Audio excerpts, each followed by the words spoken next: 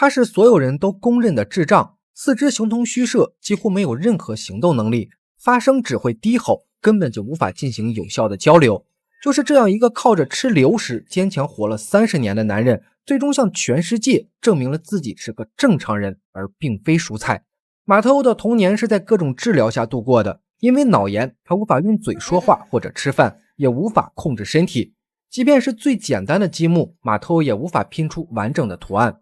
所以每个医生下的定论都一样，马特欧是个智力残障儿童，说白了就是个植物人。其实马特欧拥有正常人的心智，他只是无法操控自己的身体，但想要让人明白这一点，难如登天。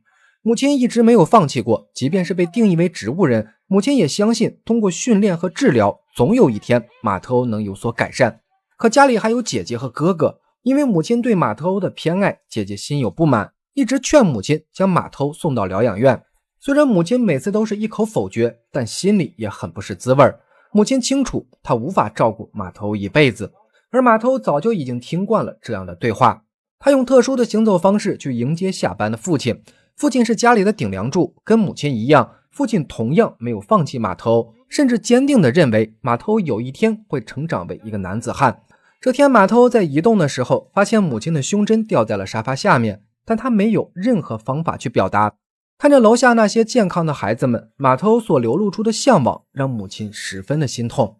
随着逐渐长大，连理疗师都开始劝一家人放弃，医生甚至退回了一部分治疗费，并说自己不会再来了。母亲知道医生也是不想坑他们的钱，但这些钱对于马特欧来说是治疗，对于父母来说是希望。把一切都看在眼里的马特欧想告诉母亲自己不需要治疗，自己的心智是健全的，可任凭自己如何表达，母亲也无法理解。回去后，父亲抱着马特欧认真地告诉他，一个真正的男人如果觉得受够了，就要有砸桌子的勇气。马特欧听得很认真，学得也很认真。虽然父亲就是个普通的工人，但在马特欧的心里，这就是世界上最伟大的男人。在这样的成长中，马特欧每天除了学走路、吃流食，剩余的时间就是在窗户边看着每家每户演绎人生百态。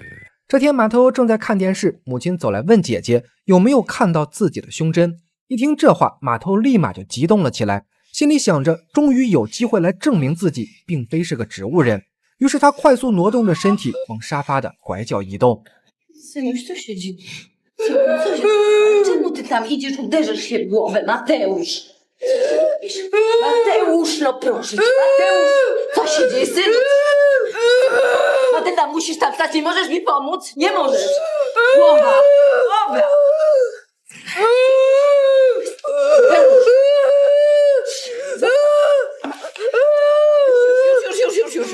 Już, kochanie, już dobrze jest. Już jest dobrze.母亲将所有的爱都倾注给了马特欧，只是在这一刻，这种爱对他来说却是一种枷锁。晚上，父亲抱着马特欧，告诉他地上有多少人，天上就有多少星星。人会成长，星星也会绽放。父亲是个粗人，但在马特欧身上却格外的细腻。他会带着哥哥陪马特欧玩耍，并且有意的输掉比赛，会帮助哥哥做手工，并且让马特欧全程参与。只是这个伟大的父亲并没有陪马特欧走太久。有一天晚上，马特欧一直在等父亲回家，这一等就是好几个小时。等到了后半夜，喝醉的父亲回到了楼前，但他没有直接进去，而是爬上了铁架。很快睡着的马特欧听到了敲玻璃的声音，他知道一定是爸爸回来了。马特欧激动地将自己挪了过去，他想要知道爸爸要给他看什么。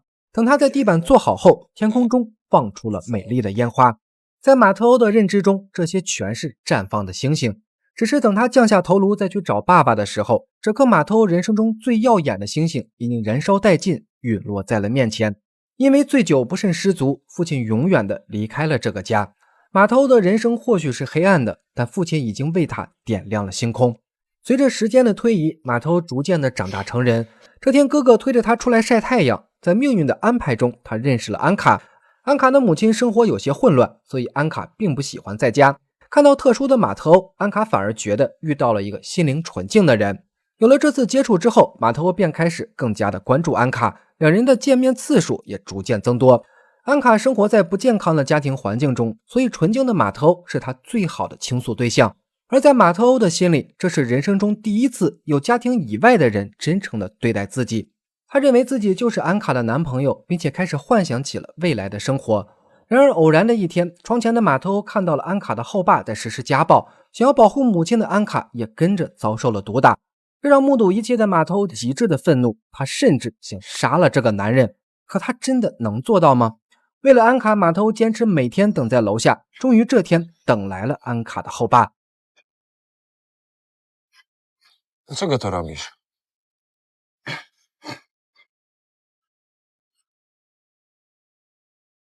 Czy ja ci coś zrobiłem? O, daj stąd. Debil. Ej, cicho. Cicho, bo... Coś mu zrobił? Nic mu nie Pytam się, coś mu zrobił. zrobił. Nic. Dokumenty. Nie. Dokumenty mówię. Nie, odejdź ode mnie. Dawaj dokumenty. Spierdalaj!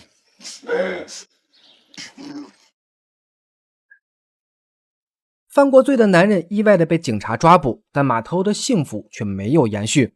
当晚，安卡从家里跑了出来，马特欧看到后就赶紧往门口挪。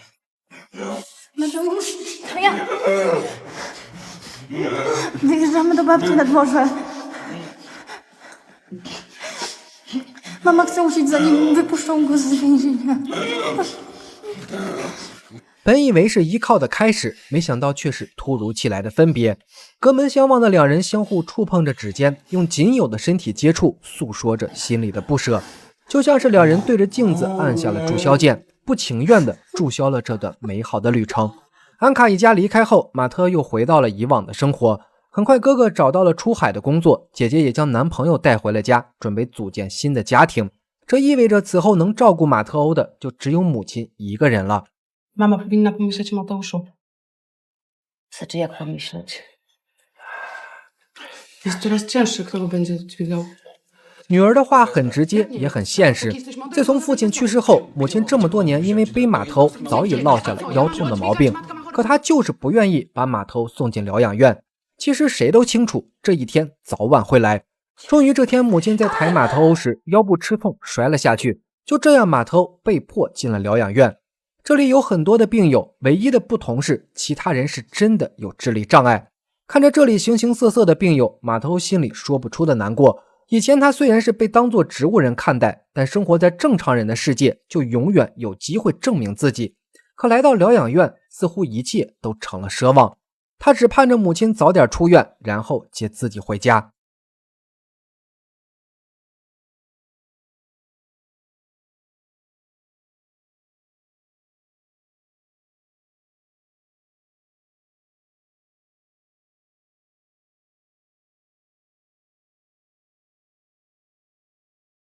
激动的马特欧看到母亲抑制不住的开心，可母亲的心里却堵着一块石头。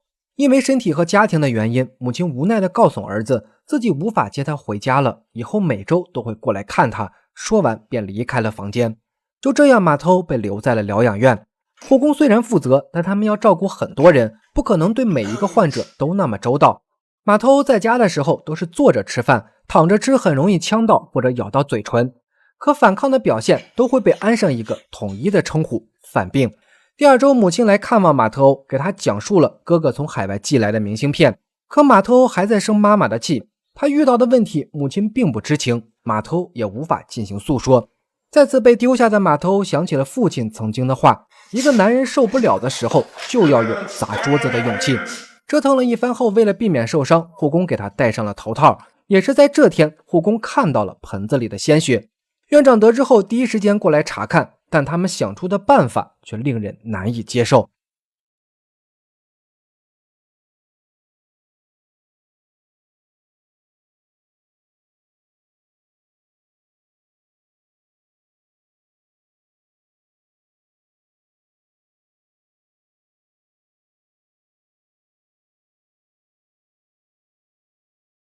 被拔掉牙齿的马特欧几乎丧失了活下去的欲望，这种悲痛根本就没人能理解。他使出浑身的力气将轮椅推到了楼道口。让人难过的是，他唯一可以被视作呐喊的行为就是伤害自己。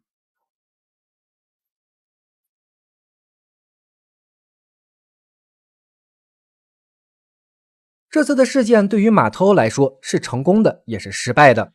院长似乎明白了他的一点心思，于是摘掉了头套，并且给他换了一个新的护工。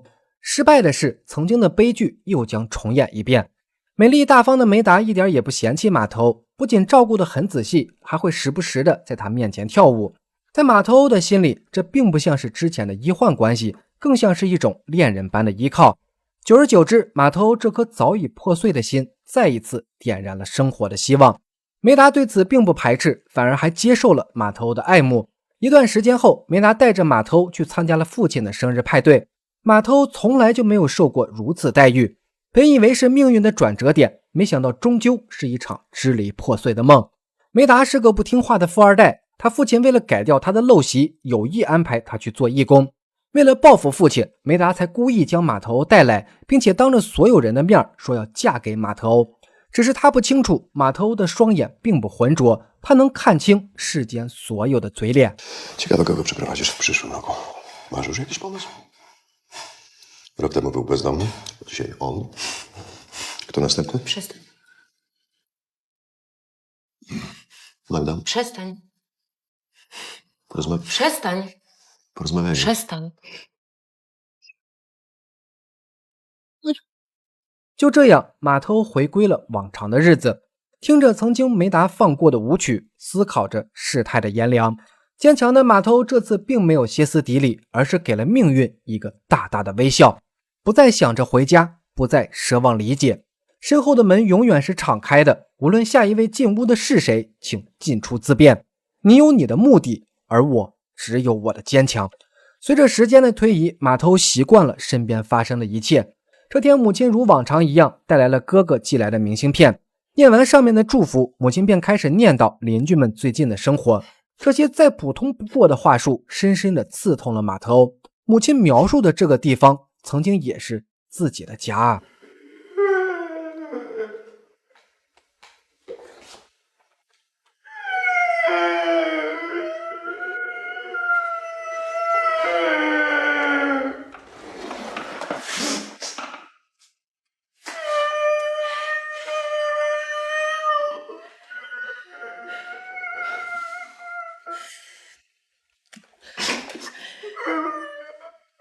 随后的日子里，疗养院的护工换了一波又一波。这天，马头在做按摩的时候，他突然听到身后的老师在教一个病人用眨眼的方式来表达是或者不是。苦苦等了快30年，马头终于看到了希望，一个可以证明自己拥有心智的希望，一个可以跟妈妈沟通的希望，一个可以诉说委屈的希望。看到老师坐到一旁，马头赶紧扭回头开始眨眼。可试了几次，老师并没有注意到这个细节，不得已马头只能用更加强烈的反抗来引起老师的注意。但不知情的院长赶来后，以为马头在犯病，当下就要让人给他打镇定剂。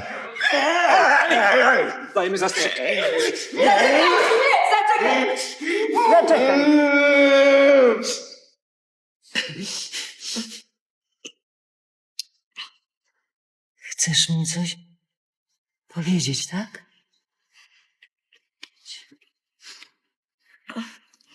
在老师的帮助下，马头开始学习各种符号所代表的意义。因为从来没有学习过文字，所以简易的图形对于马头来说更容易理解和记忆。而疗养院也把它当做了医学的奇迹。对于马头来说，疗养院拿自己怎么宣传都不重要，重要的是自己与世隔绝的灵魂已经打开了一扇通往新世界的大门。得知消息的母亲和姐姐也很快赶来了疗养院。在老师的指导下，母亲拿着符号本尝试着跟马头进行沟通。马头表达的第一个符号是我，第二个符号是不是，第三个符号是蔬菜。Nie ja. Nie oślina. Proszę się.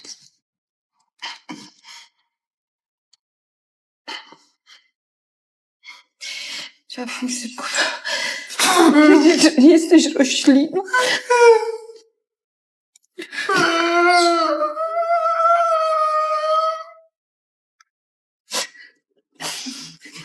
Co mi cię zrobili?